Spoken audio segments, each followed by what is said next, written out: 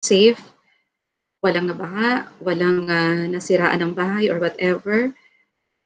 But then again, sabi nga natin, tayo bilang isang guro ay walang makakahadlang sa atin kahit ano pa man para tayo ay matuto para sa ating mga bata.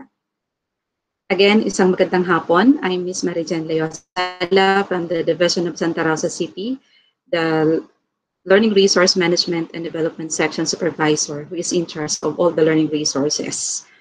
So I'll be discussing with you this afternoon the monitoring and evaluation of the learner's progress and achievement in the different learning areas or the different learning modalities rather. So let me first share to you my slide. Wait a minute.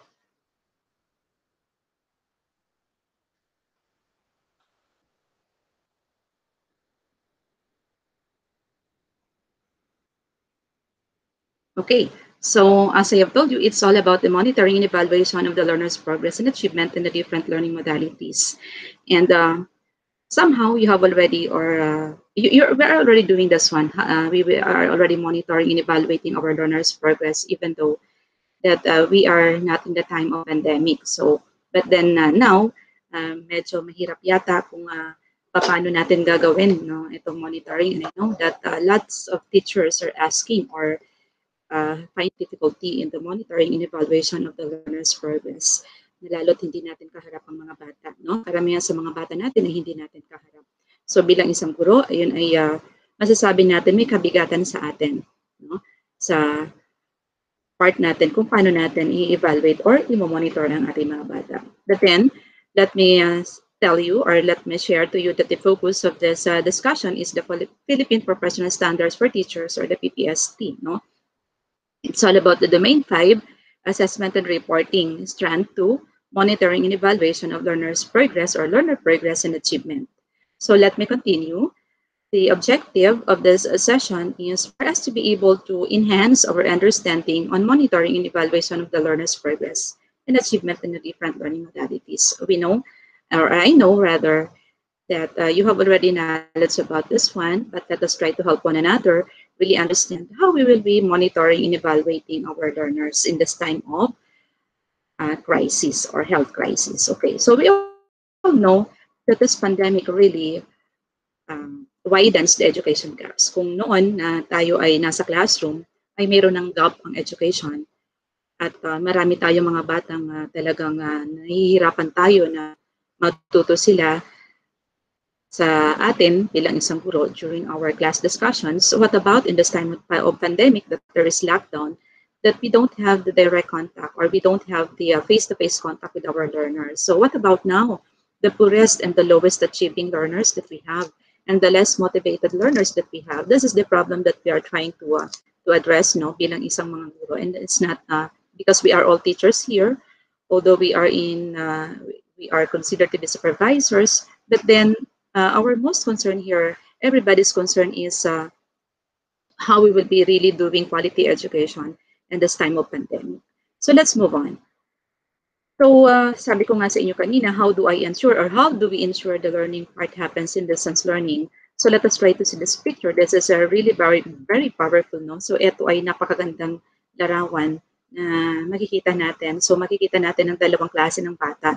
That the one is having difficulty. I think ito ay less fortunate na mga bata natin or what do you call this one? Yung nandun sila sa tinatawag natin na poorest of the poor, and they're considered to be less achieving learners compared to the ones that has the capability. They are well off and they have the capability to provide themselves with the enough resources that they will be able to use so that they can still learn while at home. So itong mga bata, may mga bata tayo na talagang walang option or walang communication or means of communication to be able to learn from us. So anong gagawin natin? Nakakadurog ng puso ang ganitong mga sitwasyon, lalo na sa panahon. Okay? So let's move on. Ito nga sabi natin, paano natin i-monitor and learners' progress in this time of pandemic? So there are the differences, no? Alam natin na there's really a great difference between the new normal and then the old normal. Wherein in the old normal, kaharap natin ng mga bata natin and immediately we can see if they are learning from us or not. Kasi immediately they can get feedback, and immediately also we can give them feedback on what they are doing inside the classroom or in our teaching. As hindi katulad kapag tayo ay nasa new normal, that there is a limit, no? There is a limitation on the contact to our learners. Mas magandang konti yung mga nasa virtual classes natin or doing online classes because we can still monitor them, we can still see them, nakakausap natin sila, but then meron pa rin tayong problema dito kasi hindi lahat ng mga bata natin ay all the time ay meron silang connection or they have the means to be able to reach us and attend classes. No? Ito yun. Lalo na nga sa panahon ngayon na ganito yung sitwasyon natin, paano natin haharapin ng mga bata natin or paano natin sila tutulungan or paano sila matututo ng sa atin bilang isang mga guro. Okay? So, let us first discuss on the transitions in the new normal. We all know that the shift of learning space, there is a shift of learning space, I mean, from public space to personal space. So, ito yan, no? From public space that is in the classroom or the face-to-face to virtual, no? So, that is individualized, no? So, but then again, we are not cut off from because we have our heart, no? Nandun yung puso natin para turuan ng mga bata natin. And we know the sacrifices of our teachers, your sacrifices are teachers, our sacrifices for the learners that we have, no? And we have merely shifted our communication channels. At this time, that there's really a shift from the communication channels that we do it online, we do it to Google Classroom, we do it to Google Meet, or any means of communication or platform, so that we'll be able to reach our learners, no? Not only in online, not only in, yes, and in virtual, that we do it also by directly going to their homes. So, sino na ba sa atin ang pumupunta talaga sa mga bahay at hindi alintana yung panganib na tayo ay makawa ng sakit. So, yun, dun tayo sa lulo sa ating mga kaguruan sa panahon ngayon, no? And we know this one, that is the shift of our education now. We are having our distance learning, but then again, itong distance learning naman ay ginagawa na natin before. In Santa Rosa, before I am the coordinator of the Open High School program in which we are doing our distance learning modality. So in here, talagang ginawa natin to, the distance learning modality, wherein we can do it in the online platforms or any educational programs like the so-called the TVI or the radio, the TV, the television information, the radio or the printed modules. So those are the means of distance learning, no? And of course, we have our blended learning. The same, no? Nakikita natin, when I say blended learning, it is a mix of modalities that we have in teaching. No? It may be in a combination of not face-to-face, wala kasi tayong face-to-face. Or if there is a face-to-face, siguro yung pagpunta natin sa bahay nila and we will be teaching them, no? And online, and we have also our modular. But then again, yung face-to-face natin na tinatawag natin is it is the classroom setup. No? And then in online and modular or yes, modular learning delivery. So mixed yun. So that is considered to be the blended learning. I will not go over with this one kasi alam naman na po natin to, no? So the second one is shift of teaching delivery methods. Of course, there's a great shift in the delivery methods, no? From classroom, no? Dito sa atin sa classroom, pagka nagturo tayo, somehow we find it easy for them to be able to be rich, no? Para maturuan natin sila. But then, kapag tayo ay nagkaroon nitong mga different modalities that we have, the online, the virtual, and then the printed or the TV, the radio, ay medyo may kahirapan para sa ating mga guro. Hindi lang para sa ating mga guro, but most particularly sa ating mga learners, especially yung sinasabi natin kaninang poorest of the poor, the less achieving learners, paano na sila? Anong gagawin natin sa kanila? No? Okay, so teachers can now design lessons according to the individual needs. So of course, we're doing this one. No? There are lots of possibilities na on how we will be doing our individual lessons, no? Designing individual lessons, designing lessons according to individual needs of the students and give them the flexibility to master the materials accordingly. So, double time, parang double effort tayo dito, no? Double what do you call this one, doble yung pagpupursige natin para mabigyan pa rin ng tamang edukasyon ng ating mga bata. Matuto pa rin sila kahit na hindi natin sila nakikita or kahit na wala tayong contact sa kanila, like the way that we used to be in teaching them. Okay. The next one is the shift of responsibility in teaching and learning process. So yung responsibility natin bilang isang guro ay nabago, no? Malaking pagbabago yung naging responsibility natin. Although nasa bahay nga tayo, pero nandun yung, we'll say natin, sabihin na natin, no, na bigat. Ayoko sanang sabihin bigat, no? Because mahirap sa atin yung pag sinabi natin na mabigat yung responsibility. Let's say it that our responsibility is doubled, no? Dating double, triple pa yung responsibility natin bilang isang guro in the learning process. So there is an active participation of household members now. So kung before, yung mga magulang natin, kahayaan lang yung mga bata natin sa atin sa paaralan, at minsan nakikita natin sila kapag kuhanan lang ng card or whatever, or kung hindi natin sila ipapatawag, ay hindi natin sila mamimit, yung mga parents natin. But then here, kailangan yung active participation talaga nila bilang isang magulang na mag-guide sa ating mga bata para sila ay matuto at ipaunawa sa kanila how imperative education is. No?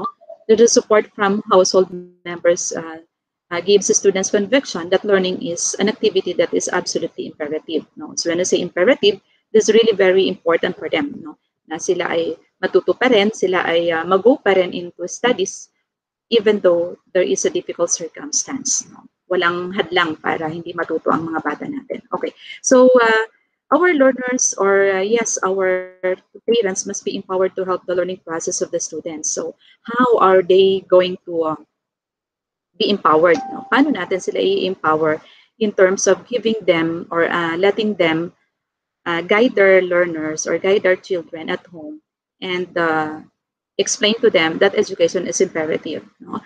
The learning facilitators shall be capacitated. When we say learning facilitators, we all know that those are the parents, those are the members of the family who can help our learners learn while they are at home using the materials that we have given them. So the learning facilitator shall be capacitated on their roles through a capacity building program that shall be organized by the schools that shall be organized by schools, because I understand that it's not only the public school teachers who are attending on this particular session, but so as there are, I think there are coming from the private schools who are having or attending this particular training. Okay, so this is from the DepEd Memorandum, the MC1 2020-00162, dated July 21, 2020. So doon ko ito kinuha, no? And the other transition is the shift in the learning evaluations from summative assessment exams to performance tests and written assessment. So I have given orientation for this in our division. That's all about the interim guidelines for the assessment. No? How are we going to do the assessment in this time of pandemic? So dun ko po ito kinuha sa DepEd Order number 31 series of 2020. So there is a shift from evaluating our learners' progress from quarter summative assessment, but then quarterly, sinasabi dito that quarter summative assessment shall continue in the form of written works and performance tasks, no?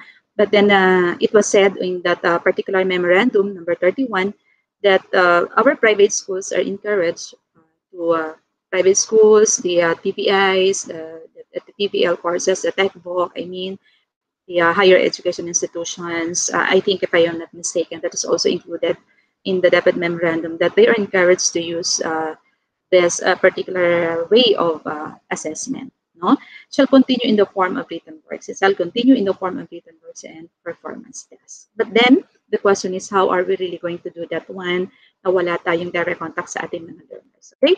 So ito po yun, it was rooted from, or it was derived from, or it was based from the DepEd Order number 12, series of 2020, the Adoption of the Basic Education Continuity Plan, or the BELCP in 2020-2021 in the light of the COVID-19 pandemic. So ito po yung DepEd Order number 31. So this is my basis of giving you such information on how you will be monitoring the your learners at home, no? In the different learning modalities who are enrolled in the different learning modalities, the interim guidelines and assessment and grading in the light of the basic education learning continuity plan. Okay, so the monitoring throughout the crisis, how effective are the distance learning modalities? Now, how effective are distance learning modalities? Paano ba natin masasabi na effective talaga yun? How are wealthy students faring compared to the less privileged students? Paano natin yun tinitingnan, no? Paano natin tinitingnan yung effectiveness ng distance learning modality doon sa ating mga bata or the different learners that we have, no? Especially those who are less fortunate or less achieving learners that we have, and compared to those who are better in class or best in class. Okay. So again, we have our that we are aiming, or not only the DepEd, not only the us, but everyone is aiming to develop independent learners who can study and work on the assessment on their own. However, in this school year's implementation of distance learning modalities, parents and guardians will play a crucial role in guiding their children in adapting to the changes of distance learning processes. Thus, only when necessary, parents, guardians are requested to assist in the assessment process by the first one is communicating with the teacher to give updates on their child's situation, progress, and challenges encountered. So how are we going to say that this modality, the learning modality, is really effective for them? So there must be a communication, no? Regular communication, consistent communication with the teacher and parents on the updates of their children, and the situation of the children at home, guiding their children in accomplishing the assessment tasks and monitoring tools designed by their teachers. But then, ito yung sinasabi natin na paano kung ang bata, kung yung magulang na, kung yung parent or kasamahan na sa bahay yung nag-accomplish ng task, how are we going to do that one, and how are we going to monitor that one? Okay? So, doon tayo nahihirapan because we wanted a credible or a true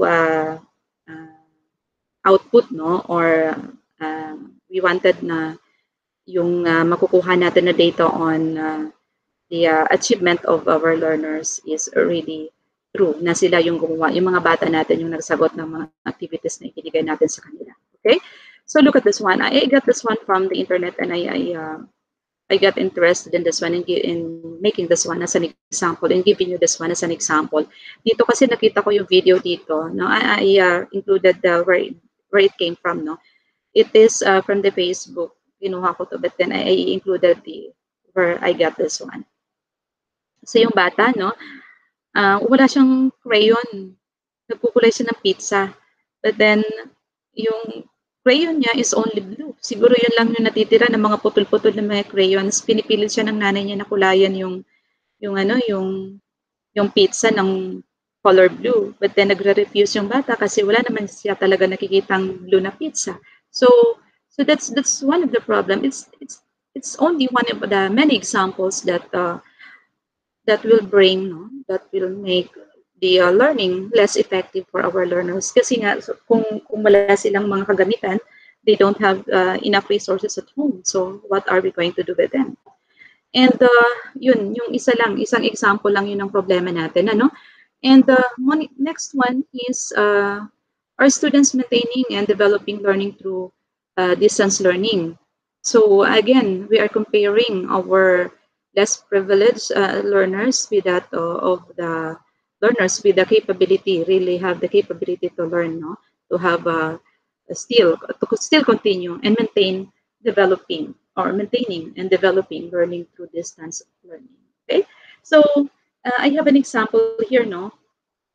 So papaano kung ang bata naka-enroll sa atin ng online? At first, they are listed on, or they were listed on an online class or virtual class or online modality. But then hindi kinaya ng bata na mag-online because of a circumstance or several factors, or a factor that affects in doing it online. So anong gagawin natin sa kanila? So mayroon akong example dito, no? One of my acquaintance told me, sabi niya, naka-enroll yung anak ko dun sa aking sa online, pero parang nakikita ko hindi effective kasi hindi effective sa kanya at ayaw niyang umattend. So pwede pa ba siyang i-shift doon sa modular modality. Sabi ko, yes. So it's the choice of the parents to, or the learners I mean, and then the parent, kung saan po pwedeng matuto ang mga bata nila. So there, we must not, hindi natin dapat pigilan yung mga batang ganun pag nakita natin in the monitoring that this particular learner is no longer maintaining or developing learning through the distance learning or through the kind of, or to the modality that they have selected on their enrollment, no? Sa pag-enroll nila ay hindi nila nakita yung maaari maging problema. And along the way, that they're already having their classes with their teachers online or whether it is in modular, ay nakita nilang hindi effective at dito mas magiging effective sila. They can shift anytime. Anyway, nasa listahan pa rin naman natin sila. Okay? So, next one, ito, again, I got this from our, from the DepEd order number 31, that to make learning manageable for learners, they may be given a set of time, no? Ito, given a set time frame to undertake a lesson or accomplish an activity. The setting of time frame shall be guided by the suggested time allotment of milk can be mastered. Learners who are not meeting expectations shall be provided with remediation, while those who may accomplish the task as contained in SLM shall be given enrichment activities. This is in the part of this SLMs. The same way in the private schools also, you are also doing yes, you are also using some kind of material wherein your learners will learn from you. And in public kasi, we have our so-called SLMs, no, self-learning materials, the same way in your private school. And then in public, we have our MELC, no, the most essential learning competencies. But I understand that the private schools also have this one, the MELC. Paano kung ang tanong natin, paano pag hindi natapos, no? Dahil nga ang sinasabi natin, less achieving yung bata natin. So what are we going to do? So we will be giving them remediation. So paano natin masasabi that that particular child needs remediation on a particular competency that we have given them, or in the module or the activity that we have given them? Of course, kaya nga tayo sinasabi natin that we have to have our what? We have to ensure that there is really a constant communication, constant communication with our parents at home, so that we'll be able to know kung ano nga ba gagawin natin sa mga bata. No, mahirap, no, sa ating mga guro kasi we will be dealing with them individually, knowing the fact na hiwa-hiwalay sila, no, nasa kanya-kanyang mga bahay. Hindi katulad ng nasa classroom sila, na kita agad natin kung ano yung kanilang pangangailangan, and immediately we can give them a particular solution so that we'll be able to still cope up with the lesson that we're giving them. Okay, so that's why it is really very important. The monitoring them, it's not only in terms of getting their getting their outputs that they have accomplished at home, but the most important thing there is what does this output tells you about the performance of the learners. No?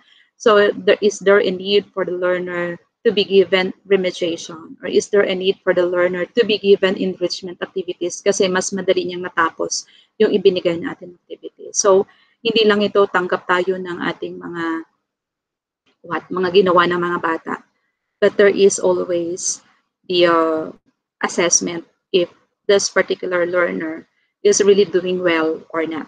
Okay, so next one is to ensure that learners are on task and are guided on what they are expected to accomplish within a specific week. Teacher shall prepare a weekly home learning plan. That is for public, no? So we are requiring our teachers to prepare a weekly home learning plan so that they'll be able to bi-weekly, because we wanted them to be monitored on what they are learning. Sufficient break time shall be ensured in cases of legal celebrations and holidays, as well as cancellation. Katulad ngayon, may cancellation of classes, suspensions of classes due to natural and man-made calamities, adjustment in time frame for accomplishing learning tasks based on weekly home learning plan shall be considered accordingly. Okay, so monitoring learning, again, monitoring learning throughout crisis. How do the end users of distance learning modalities perceive its effectiveness? So paano ba nila tinitingnan yung effectiveness ng ating modality? So yun nga sinasabi natin na Let's say, for example, I am enrolled in a modular modality, how effective it is to me or for me. Ano ba yung effective ba to sa akin? Dito ba talaga ako matututo? Or in this online, may nagkaroon ako ng problema. Can I consider it is still effective for me to continue, no? To be continued along, no? Or until the year ends, so the school year ends. Paano kung hindi na pala to effective sa mga bata natin because of the circumstance that they have encountered that came along the way while they are doing that particular modality. So dapat nakikita natin yun. It's not only the feedback or it's not only the outputs that we have to consider, but also let us try to see if our learners, let's say for example, mayroong mga bata kasi ako may kasama ako mga teachers dito sa bahay, no? Sa bahay namin na I asked them, are all your online class learners attend, no, are attending to your discussion during your schedule? Sabi niya sa akin, tita, hindi po. Kasi mayroong mga bata na minsan halos kalahati hindi nakaka-attend. Then, if that's the case, the modality is not really effective to them kasi hindi sila nakaka-attend. Better give them options, no? If they cannot attend, then give them options. So that is part of monitoring them. It's not only asking their output. It's not only about checking their outputs, but then we have to be concerned on the situation of the child. Why is it that they are no longer attending to your classes? So yun ang pinaka-importante dito. That we'll be able to know what's the reason behind why is it that they are no longer attending your online classes. It's because hindi na pala nila kaya, no? Maaaring wala na silang internet connection, naputulan sila kasi hindi nakabayad. So they can opt to have another modality. No? So again, it's not only the output, the checking of output, wherein you can base your monitoring. It's all about monitoring their attendance, although your attendance is not it's not included in the computation of your it's not included, no. Sabi nga natin during the orientation of this assessment, may nagtanong sa akin, ma'am, paano kung yung mga bata ay hindi nakaka-attend ng madalas, no? Are we going to consider that one? Sabi ko, as long as that the learner can cope with your lesson, as long as na siya ay nakakasubmit ng mga nire-require ninyo, that's nothing to worry about. But the thing that you have to worry about is that what about if they are no longer attending to you and then doon pa din sila naka-enroll sa online learning, hindi natin nabigyan ng module. So that's the thing that we have to be concerned of. Okay? So the same, the difference between those who are the capability to provide them with the resources as to the learners who cannot provide themselves with the resources for them to learn. Okay, so ang tanong dito is, ito yun.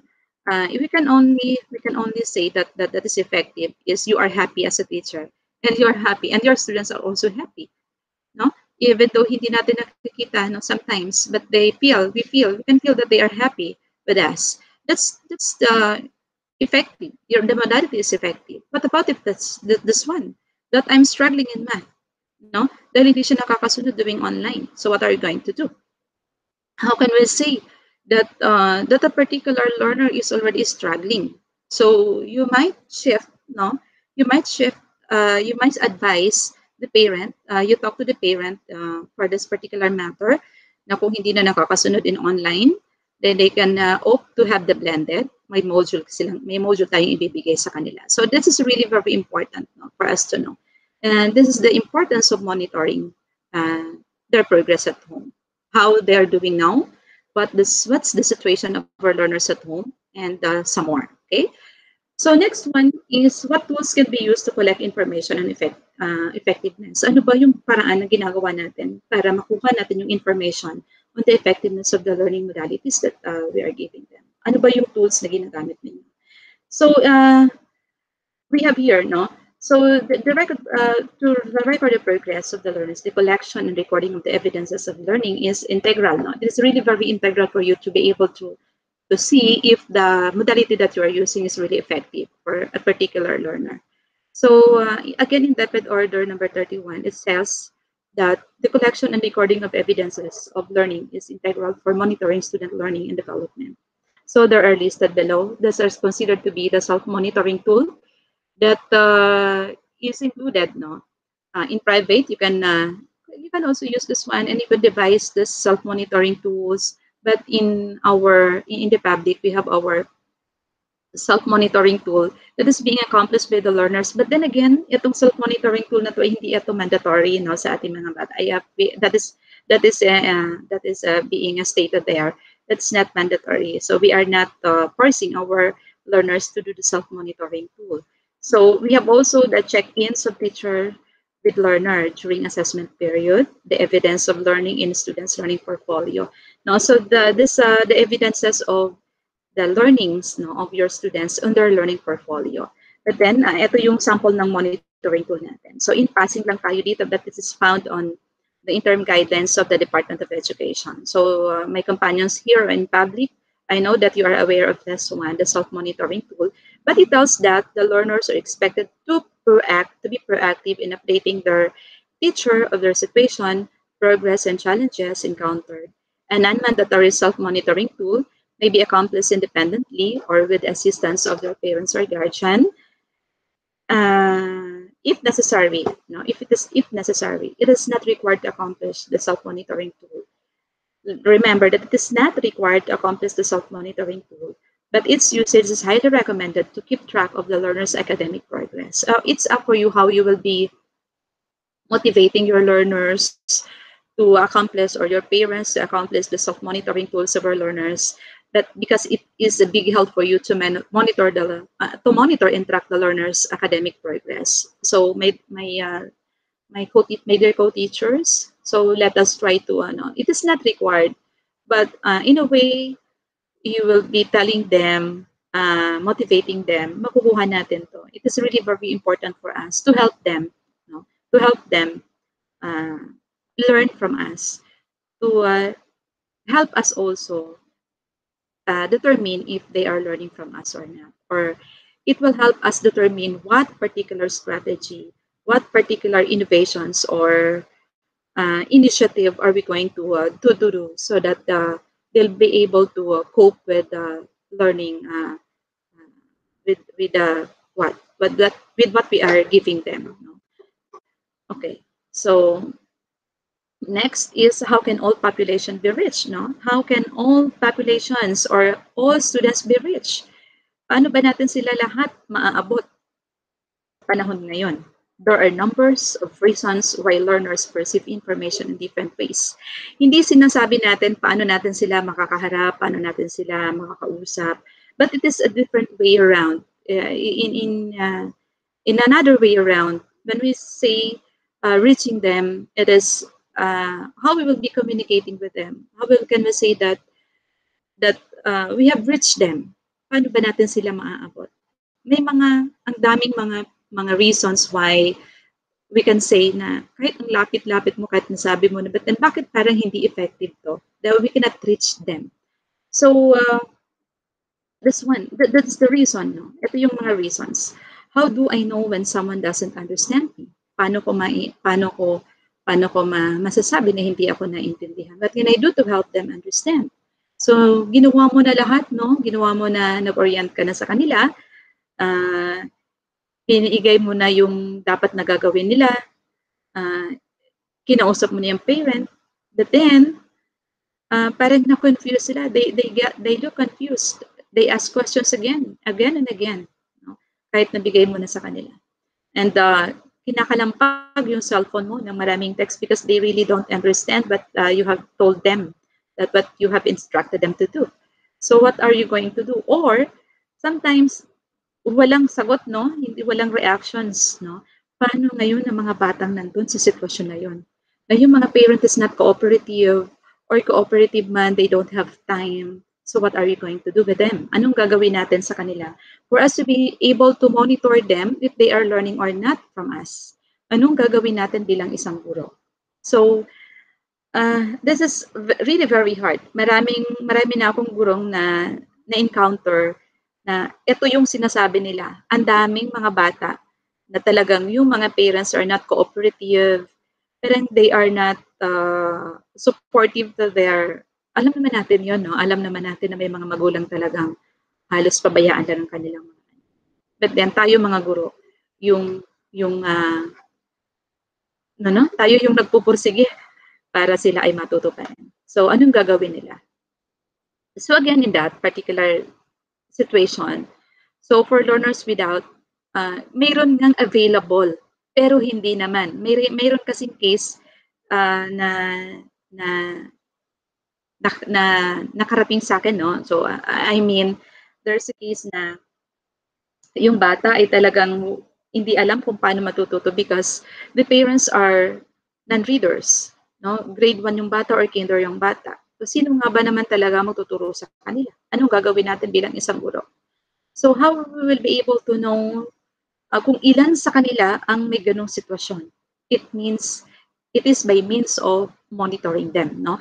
It is the part of the teacher will be determining kung ano na ba nangyayari sa mga bata natin. They are enrolled to us, but then wala tayo nakikita na nakukuhang information from them.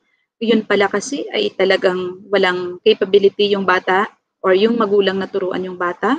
They don't have the means of communication, walang cellphone, walang radio or TV. Mayroon pa tayong mga bata ngayon na ganyan, marami pa, no? At kung mayroon man ay yung mga magulang natin ay hindi cooperative in letting their child to learn, no? to go on with the study, no?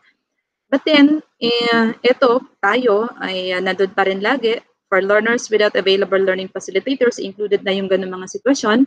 At home, subject teachers or a cluster learning facilitator may conduct home visits following social distancing protocols that they may communicate through text messages, or they may communicate through text messages, phone, live chats, or through other available forms of communication to provide assistance or remediation. Yan. So we will be doing our best on how we will be reaching these particular learners who are difficult to reach. No? Not only in the terms of having face-to-face with them or meeting them personally, but what about those learners or parents or learners with parents who don't really understand what you are telling them about? Okay, so in this case, teachers, learning facilitators may be provided with load allowance and traveling expenses chargeable against. This is for DepEd, no? But for private schools, I know that you have also your initiatives on how you will be taking care or how teachers will be taken care of in case there is a situation like this one. Okay, so next is are teachers collecting or reviewing students' work in any form? So eto na. So in monitoring our learners' progress, tayo ba ay nagko-collect ng or reviewing students' work in any form? Paano ba natin nare-review yung ating mga learners' work? So we understand that for modular classes, yun ay inihahatid sa school ng mga nanay, or there are other means of delivering the or submission of the outputs of the learners.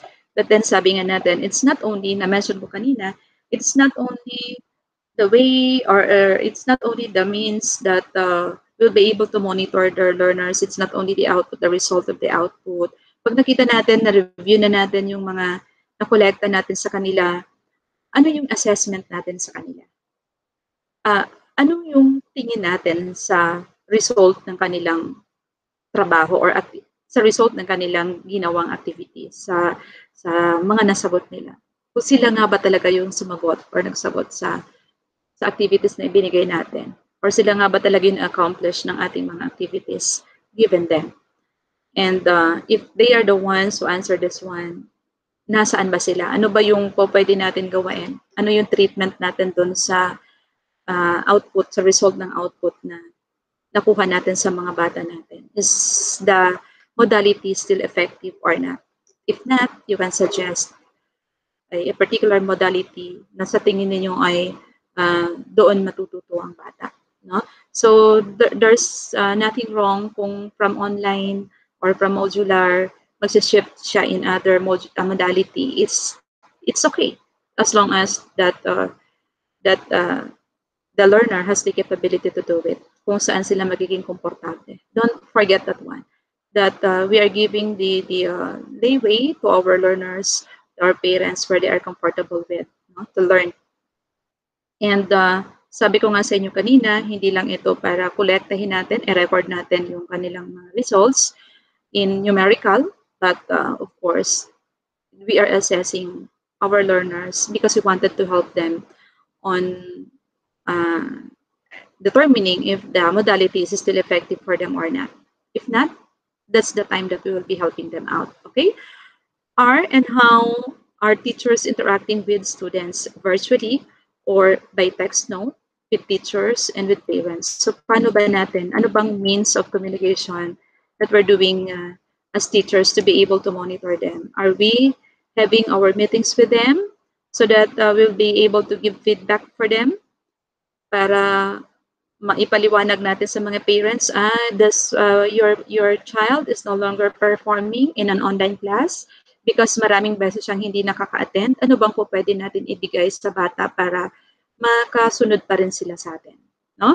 So we have to consider that one. It's not only the numerical value that we're trying to monitor, the numerical value of their performances, the scores is not only that, but the what it tells about the learner in that particular modality.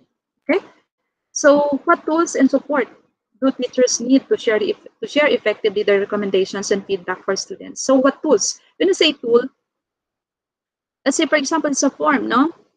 Hindi ko lang ito nilagyan. Actually, this is the monitoring tool that we have in Santa Rosa, no? So I just give you this one as an example. And this is a particular tool. Ano ba yung tool para ma-support natin yung mga bata natin, no? For us to be able to give them feedback. Okay, let's say for example, that you have a particular learner or parent that you wanted to be supported with your recommendations and your feedback for your students. So ilalagay lang natin yung pangalan ng bata, but of course we have to protect the credibility or the what do you call this one? It's not the credibility, but it's the security, the safety of the kids that we have. No? So let's say for example we have one student and then ano yung issues and concern, action, what is the action taken, or what